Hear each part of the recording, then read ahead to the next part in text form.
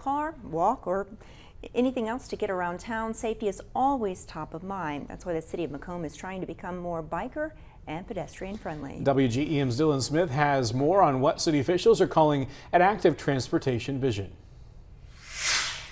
Active transportation is any type of transportation where a person moves under their own power, so bikes, scooters, walking, just no driving. An active transportation vision, I'm told, is the very first step in building a path towards improved safety. Transportation is vital.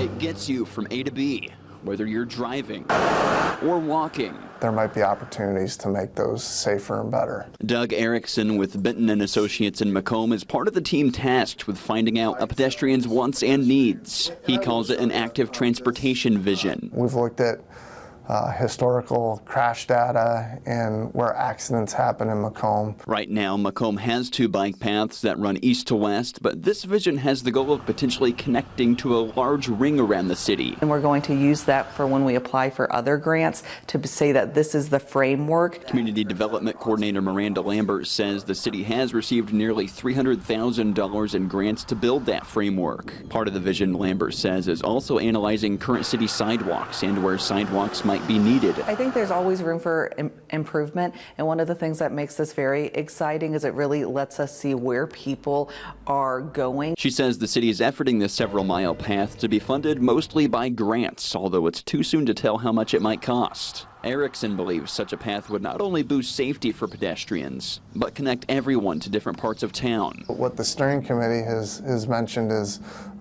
some through corridors to get better access to like downtown and some of the schools. The city is hosting a public meeting next Tuesday. There's also a survey that residents can respond to.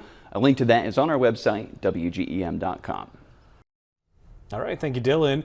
Separate from Benton and Associates, Erickson says the Macomb Park District is working on a bike safety plan as well.